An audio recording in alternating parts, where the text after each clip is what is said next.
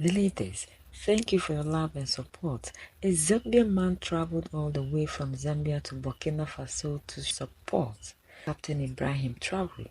This is amazing and beautiful.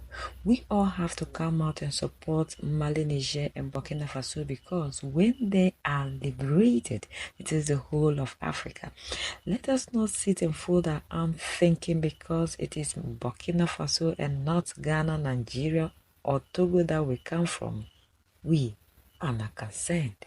We are concerned because we are not having leadership revolution. And when we succeed, if Mali, Niger, Burkina Faso should succeed, the whole of Africa will succeed and we will get the freedom. We have fought for our freedom for a very long time. We always want someday Africa to be free like that. Not all Africa that will be free. It will start just like our independence started. And that is why we all have to show our support and let the world know that we are proud. We do not have to always sit down and concern and let these people bring their systems and implement their systems to suit them for everything that they want to keep running. These leaders we know that we have as leaders are only there for the interests of the West and not us. But these ones are showing the world that the African first. So that's the latest around the world in Africa and in Zambia. I've heard some people talk so nicely about Thomas Sankara. But they are not saying the same about Captain Traore. They support Thomas Sankara because he's not there. They don't want to support Captain Traore, who is there. A son, a disciple of Thomas Sankara.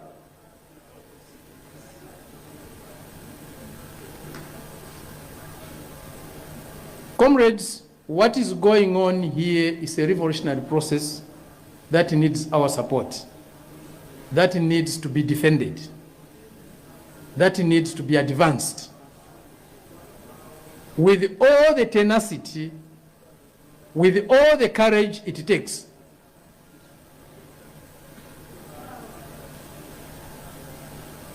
Some of us come from places, come from countries where they believe the periodic elections they hold are the only way for people's participation. But they forget, or we forget, that in a truly free world, democracy takes many forms of expression. It's not only one form of expression. You can vote with a pencil, and in some places, people have voted with their blood. The brave men and women of Niger, Mali, Burkina Faso deserve our respect, deserve our support.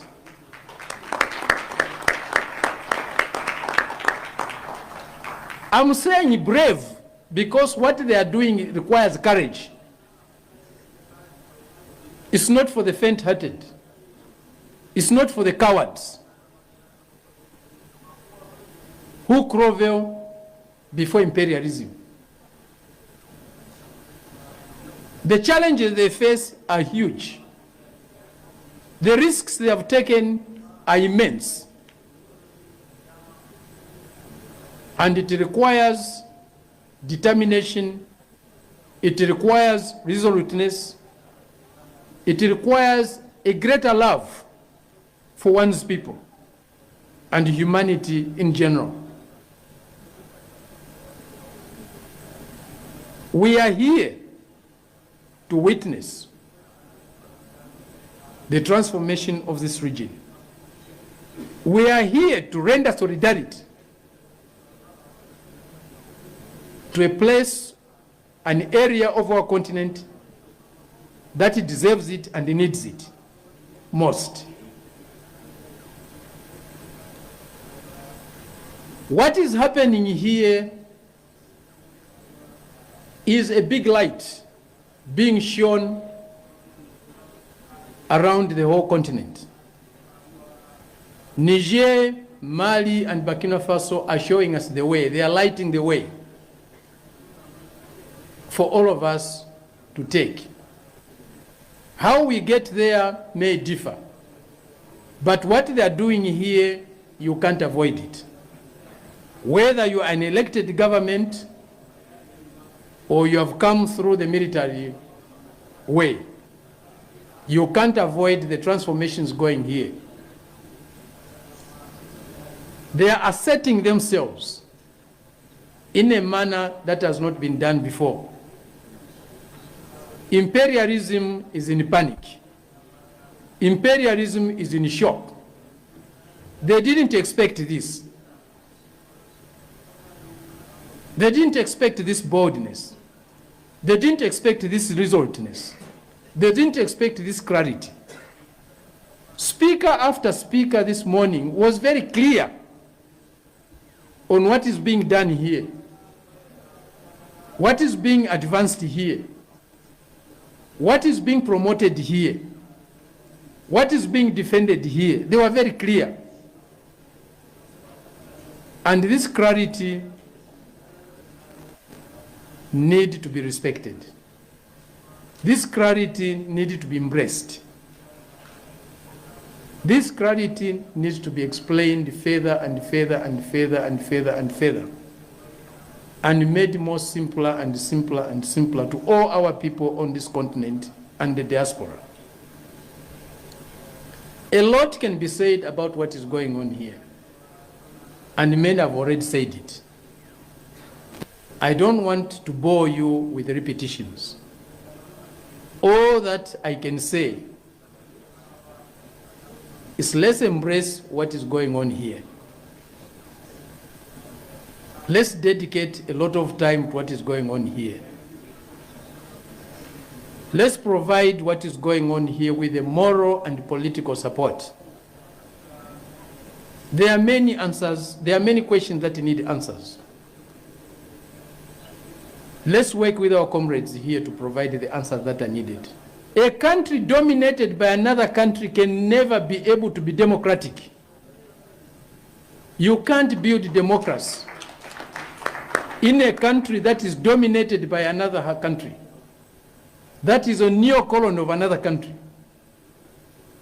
For you to start talking about democracy, you have to get rid of neocolonialism. It's a condition.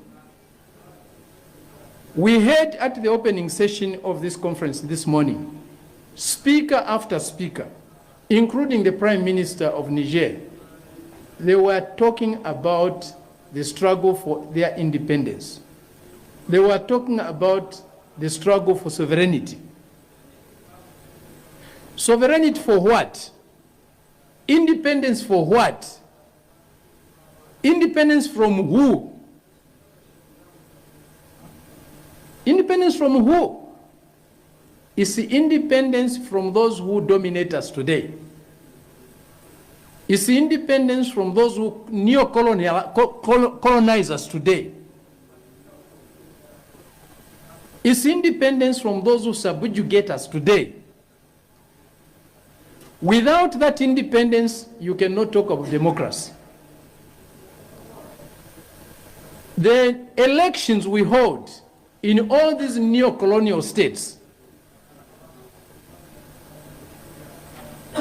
have not taken us anywhere. For more than 5-6 decades, we have been holding elections in some of these territories of Africa. Where have those elections taken us? Nowhere. Why? Because we are colonies. We are neo-colonies.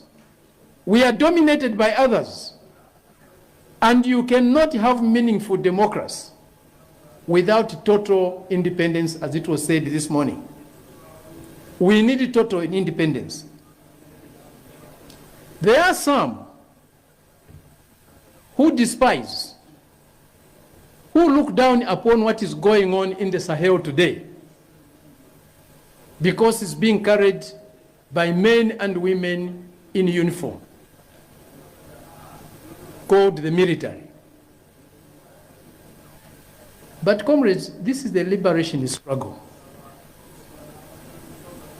And no country in the world, truthfully speaking, including the United States itself, did not liberate itself, or which did not liberate itself by the use of the military, by the use of armed men and women. That's what happens when there's national liberation. People who command the use of force step in. And what is going on here cannot be said to be undemocratic when you compare it with the sham elections that are being held across the continent, with the political parties that compete with each other without any meaningful agenda, without any meaningful purpose, other than the use of millions and millions of dollars to deceive the people, to bribe the people. The changes going on here today cannot be carried out without the will of the people, without the support of the people. It's impossible. These are not mere military coups. These are revolutionary processes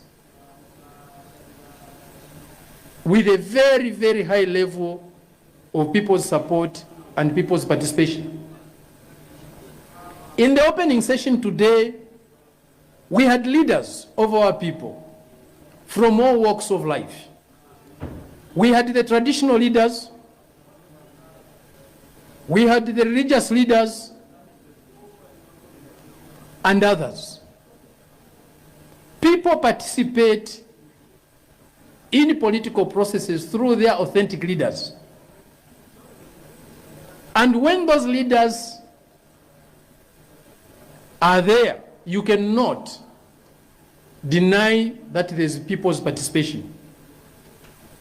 We had Islamic leaders today. We had a Catholic bishop today. We had all sorts of traditional leaders today participating in our conference. This is truly a conference of the people in a country that is trying to transform itself, that is trying to liberate itself.